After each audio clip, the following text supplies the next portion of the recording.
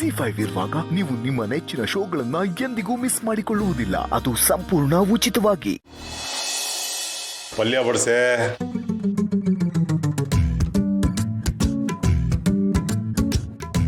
ರೀ, ನನ್ನ ಮೇಲೆ ಆಣೆ ಮಾಡಿದ್ರಲ್ಲ, ನೀವು ಸುಳ್ಳು ಹೇಳಿಲ್ಲ ತಾನೆ?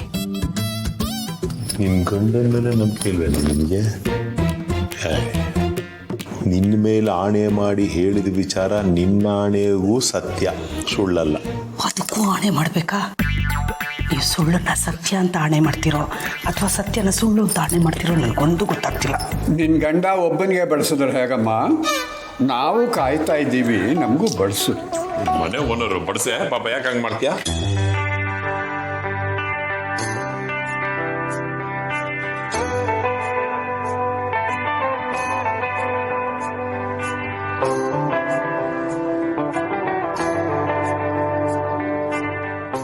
ಸಮರ್, ಊಟ ಮಾಡು.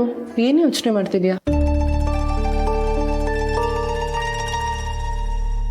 ಏ ದಂಡ್ಪಿಂಡ, ಯಾಕೋ ಆಕಾಶನೇ ತಲೆ ಮೇಲೆ ಬಿದ್ದ ಹಾಗೆ ಯೋಚನೆ ಮಾಡ್ತಾ ಕೂತಿದ್ಯಾ? ಊಟ ಸೇರ್ತಾ ಇಲ್ವಾ? ತಾತ,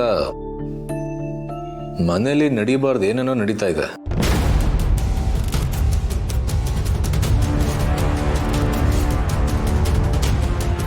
ಏನೋ ಹಾಗಂದ್ರೆ?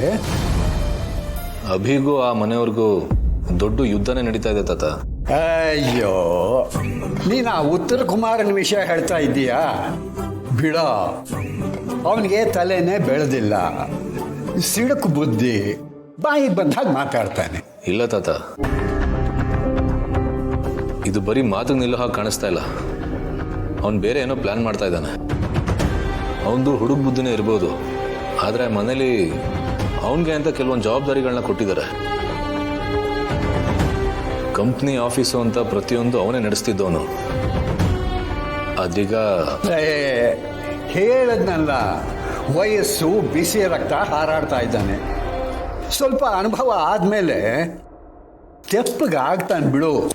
ಇಲ್ಲ ತಾತ, ಅವನು ಬೇರೆ ಏನೋ ಯೋಚನೆ ಮಾಡ್ತಾ ಇದ್ದಾನೆ.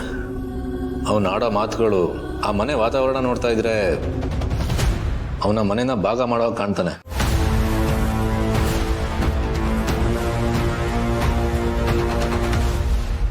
ಏನು? ಮನೆ ಭಾಗನ?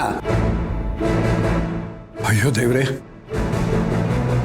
ಹಾಗಾಗ್ಲೇಬಾರ್ದು. ಹಾಗೊಂದು ವೇಳೆ ಮನೆ ಏನಾದ್ರು ಭಾಗ ಆದರೆ ಅದಕ್ಕೆ ನಮ್ಮ ತುಳಸಿನ ಕಾರಣ ಅಂತ ಆಗ್ಬಿಡುತ್ತೆ ಕಣೋ. ಅವಳು ಆ ಮನೆಗೆ ಹೋದ್ಮೇಲೆ ಹೀಗೆಲ್ಲ ಆಗಿದ್ದು. ಆ ಮನೆಗೆ ಹೋಗಿ ಮನೇನೆ ಒಡೆದ್ಬಿಟ್ಲು ಅಂತ ಮಾತು ಕೇಳಬೇಕಾಗುತ್ತೆ ಕಣೋ.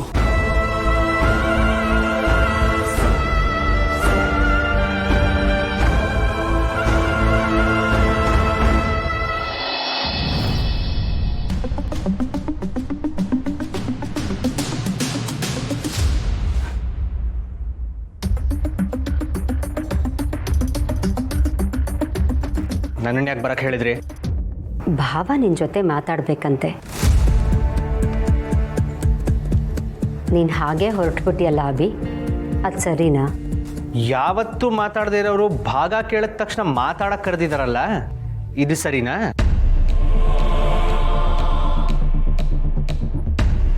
ಇಷ್ಟು ವರ್ಷ ನಿನ್ನ ಹತ್ರ ಮಾತಾಡೋದಕ್ಕೆ ಎಷ್ಟೋ ಸಲ ಬಂದಿದ್ದೀನಿ, ನೀನು ಅದನ್ನು ಗಮನಿಸಲೇ ಇಲ್ಲ. ನಿನಗೆ ನನ್ನ ಹತ್ರ ಮಾತಾಡೋದಕ್ಕೆ ಇಷ್ಟನೂ ಇರಲಿಲ್ಲ. ಈಗಲೂ ನನಗೆ ನಿಮ್ಮ ಜೊತೆಗೆ ಮಾತಾಡೋಕ್ಕೆ ಇಷ್ಟ ಇಲ್ಲ. ಅಭಿ, ಯಾಕಿಷ್ಟು ಹಠ ಮಾಡ್ತಿದ್ಯಾ ನೀನು? ಮನೇಲಿ ಎಲ್ರಿಗೂ ಬೇಜಾರಾಗಿದೆ, ಎಲ್ರ ಮನಸ್ಸಿಗೂ ನೋವು ಕೊಟ್ಟು ನೀನು ಭಾಗ ತಗೊಳ್ಳೋದು ಬೇಕಾ? ನೀನು ಭಾಗ ತಗೊಳ್ಳೋದ್ರಿಂದ ಏನೇನೆಲ್ಲ ತೊಂದರೆಗಳಾಗುತ್ತೆ ಗೊತ್ತಾ? ಹಾಗಿದ್ರೆ ನನಗೆ ಆಗ್ತಿರೋ ತೊಂದರೆ ಬಗ್ಗೆ ನಾನು ಯೋಚನೆ ಮಾಡಬಾರ್ದ ಚಿಕ್ಕಮ್ಮ? ಹಾಗಲ್ಲ ಅಭಿ, ನಿಂಗೇನಾದರೂ ಸಮಸ್ಯೆ ಆದರೆ ನಮ್ಮ ಹತ್ರ ಹೇಳ್ಕೊ. ನಾವೆಲ್ಲರೂ ಕೂತು ಮಾತಾಡಿ ಬಗೆಹರಿಸೋಣ. ಅದನ್ನು ಬಿಟ್ಟು ನೀನು ಹೀಗೆ ಭಾಗ ಅಂತೆಲ್ಲ ಯೋಚನೆ ಮಾಡಿದ್ರೆ ಮನೆ ಮರ್ಯಾದೆ ಏನಾಗಬೇಕು ಹೇಳು? ಮಗನ ಮನಸ್ಸಿಗಿಂತ ಮನೆ ಮರ್ಯಾದೆನೇ ಮುಖ್ಯ ಆಯ್ತಲ್ಲ ಇವ್ರಿಗೆ.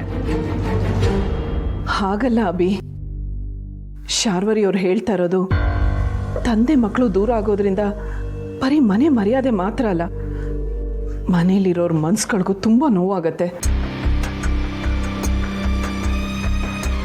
ಈ ಸೊಸೈಟಿಲಿ, ಕಂಪನಿಲಿ, ರಿಲೇಟಿವ್ಸ್ಗಳ ಮುಂದೆಲ್ಲ ಏನು ಹೇಳೋದು ಅಭಿ? ಮಾಧವ್ ಅವ್ರ ಕುಟುಂಬ ಅಂದರೆ ಎಂಥ ಒಳ್ಳೆ ಹೆಸರಿದೆ ಅಂತ ನಿನಗೂ ಗೊತ್ತು. ಚಿಕ್ಕಮ್ಮ, ಒಳ್ಳೆ ಹೆಸರಿದೆ ಅಂತ ಮುಖವಾಡ ಹಾಕ್ಕೊಂಡು ಹಿಂಸೆ ಪಡೋದಕ್ಕೆ ನನಗಿಷ್ಟ ಇಲ್ಲ. ನೀವು ಯಾರು ಏನೇ ಹೇಳಿದ್ರು ನನ್ನ ನಿರ್ಧಾರ ನಾನು ಬದಲಾಯಿಸಲ್ಲ. ನಾಳೆ ಹೇಳಿದಾಗೆ ಭಾಗ ಆಗಲೇಬೇಕು ಅಷ್ಟೇ.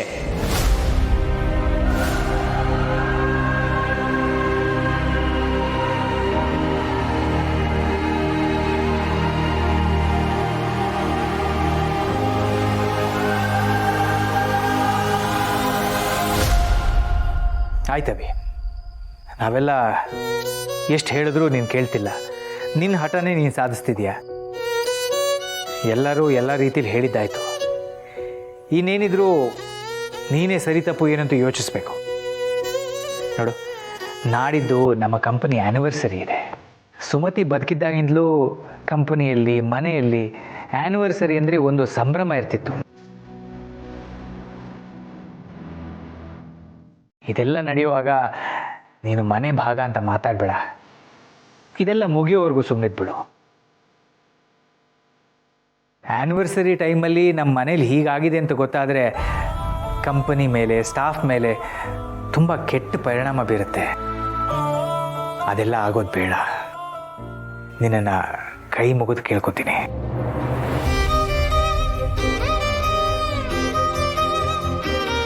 ಅಯ್ಯೋ ಬಾವಾ, ನೀವು ಯಾಕೆ ಇಷ್ಟೆಲ್ಲ ಕೇಳ್ಕೊತಿದ್ದೀರಾ? ಅಭಿ, ದೊಡ್ಡವ್ರನ್ನ ಹೀಗೆಲ್ಲ ನಡೆಸ್ಕೋಬಾರ್ದು ಕಣೋ. ಅವ್ರ ಕೈ ಮುಗಿಲಿ ಅಂತ ನಾನೇನು ಕೇಳ್ಕೊಂಡಿದ್ನ ಚಿಕ್ಕಮ್ಮ. ನನಗೂ ಇದೆಲ್ಲ ಇಷ್ಟ ಆಗಲ್ಲ. ಅಭಿ, ಅವ್ರ ಪರವಾಗಿ ನಾನು ನಿನ್ನನ್ನು ಕೇಳ್ಕೊತಾ ಇದ್ದೀನಿ. ಈ ಆ್ಯನಿವರ್ಸರಿ ಮುಗಿಯೋವರೆಗೂ ದಯವಿಟ್ಟು ಸುಮ್ಮನಿದ್ದು ಬಿಡು. ಆಯ್ತಾಯ್ತು, ಅದೇನು ಆ್ಯನಿವರ್ಸರಿನೋ ಮುಗಿಸ್ಕೊಳ್ಳಿ. ಆಮೇಲೆ ನಾನು ಈ ಮನೆ ಭಾಗದ ವಿಚಾರ ಮಾತಾಡ್ತೀನಿ. ಇದ್ರ ಮೇಲೆ ನಾ ಇನ್ನೇನೂ ಮಾತಾಡಲ್ಲ ಅಷ್ಟೇ.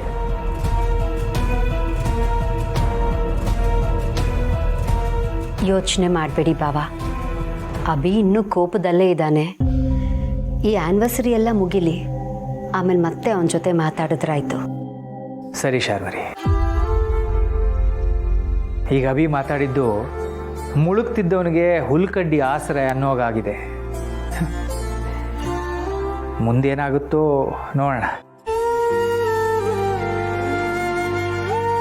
ಈಗ ಆ್ಯನಿವರ್ಸರಿನ ಖುಷಿಯಿಂದ ಸೆಲೆಬ್ರೇಟ್ ಮಾಡೋಣ.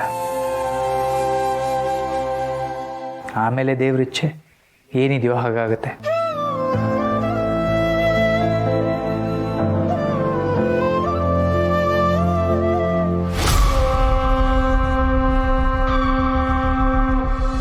ZEE5 ಆಪ್ ಡೌನ್ಲೋಡ್ ಮಾಡಿ ಎಲ್ಲಾ ಸಂಚಿಕೆಗಳನ್ನು ಸಂಪೂರ್ಣ ಉಚಿತವಾಗಿ ನೋಡಿ.